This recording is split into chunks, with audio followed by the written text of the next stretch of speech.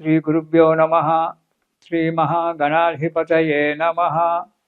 ఇక వృశ్చిక రాశి వారికి, ఈ రాశి వారికి 2026 సంవత్సరంలో మార్చి 18 వరకు ఆదాయం 5, వ్యయం 2గా ఉంది.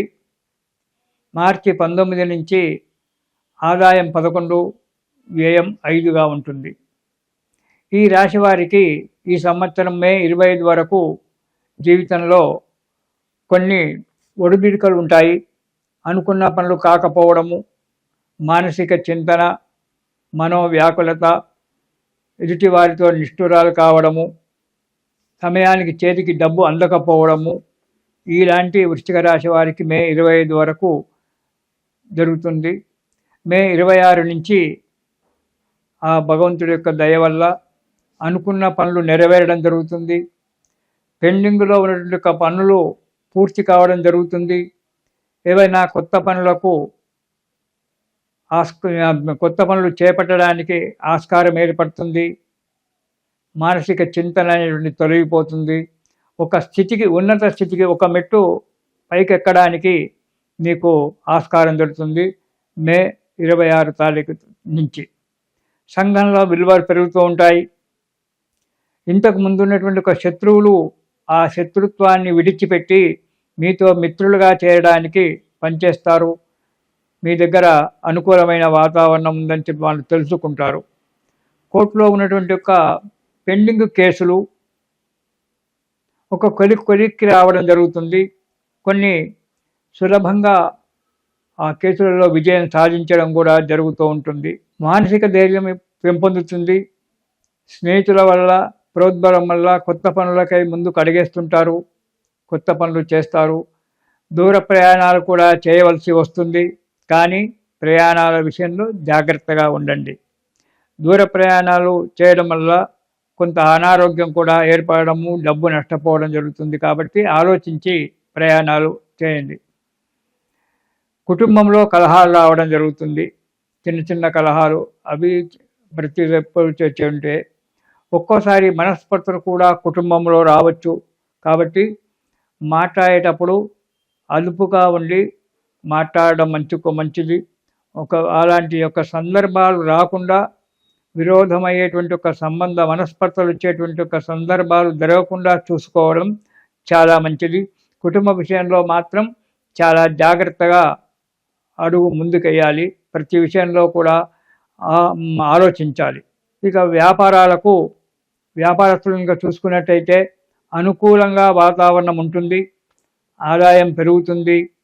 యత్న కార్యక్రమాలన్నీ కూడా సునాయాసంగా, కొత్త వ్యాపారాలు పెట్టుకోవడము, కొత్త వారితో స్నేహం చేయడము, మీకు ఇంతకు ముందు వచ్చేటువంటి ఒక డబ్బు ఏదైతుందో అది తిరిగి రావడము వ్యాపారాలకు ఉంటుంది.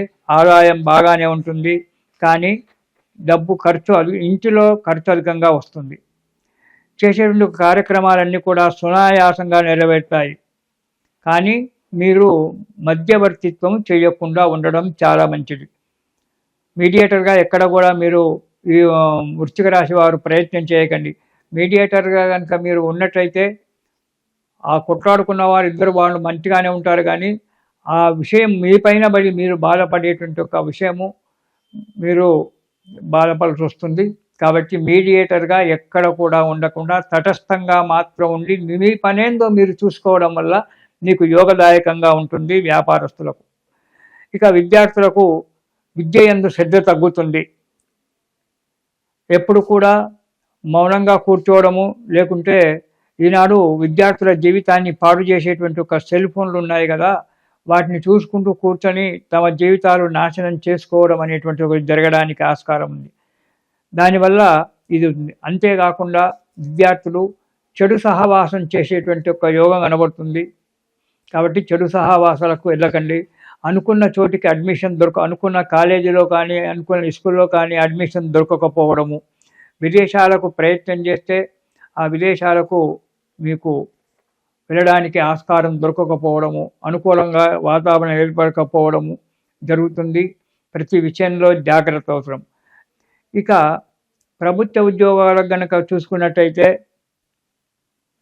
దూరంగా లేక అనుకోని వల్ల చోటికి బదిలీ కావచ్చు. కొంతమందికి ఈ వృశ్చిక రాశి వారికి మీరు అనుకున్న దానికంటే కూడా దూరంగా బదిలీలు కాబేటువంటి ఒక ఆస్కారం ఉంది. కానీ వెళ్ళాలి, తప్పదు, జీవన పోరాటం అది. కొంతమందికి మాత్రం అనుకూలమైనటువంటి ఒక వాతావరణం ఏర్పడడానికి ఆస్కారం.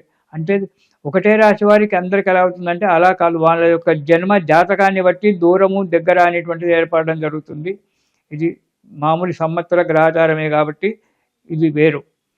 కొందరికి అందుకే కొందరికి దగ్గరగా కొందరికి దూరంగా కూడా పడవచ్చు. అక్కడి వాడు ఇక్కడ, ఇక్కడి వాడు అక్కడ కూడా మారడానికి అధికారం ఉంది.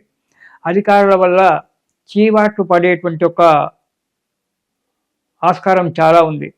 కాబట్టి జాగ్రత్తగా పనిచేయడం చాలా మంచిది. లేదా కొందరు తప్పులు చేసి సస్పెండ్ కావడానికి ఆస్కారం ఉంది.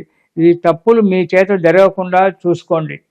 ఎందుకంటే మీరు ఎవరితోనో మాట్లాడుకుంటూ లేకుంటే అతి తెలివితోనో తప్పులు చేస్తుంటారు.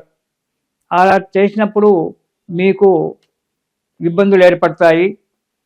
దానివల్ల సస్పెండ్ కావడానికి కూడా ఆస్కారం ఉంది. ప్రైవేట్ ఉద్యోగస్తులకు కూడా ఉద్యోగ మార్పిడి రావడము, లేదా ఆ ఉద్యోగాన్ని వదిలిపెట్టి వేరే కంపెనీకి ప్రయత్నం చేయడము, ఆ ఉన్న ఉద్యోగాలలోనే పైకి రాకుండా ఉన్నది ఉన్నట్టుగా చేస్తూ ఉండడము, అధికారుల చేత చీబాట్లు పడడం అనేటువంటిది జరగడానికి ఆస్కారం ఉంది. కొంతమంది కొన్ని లేనిపోయిన కేసులలో చిక్కి చేయని తప్పులకు బాధపడుతూ కోర్టు చుట్టూ తిరగడం కూడా జరగవచ్చు. కాబట్టి ప్రతి విషయము ఈ 2027 నామ సంవత్సరంలో జాగ్రత్తగా ఉండండి. ఎందుకంటే వచ్చేది పరాభవ నామ సంవత్సరం. ఎన్ని పరాభవాలు జరుగుతాయో మనకు ఆలోచిస్తేనే ఒక్కోసారి భయంగా ఉంటుంది. కాబట్టి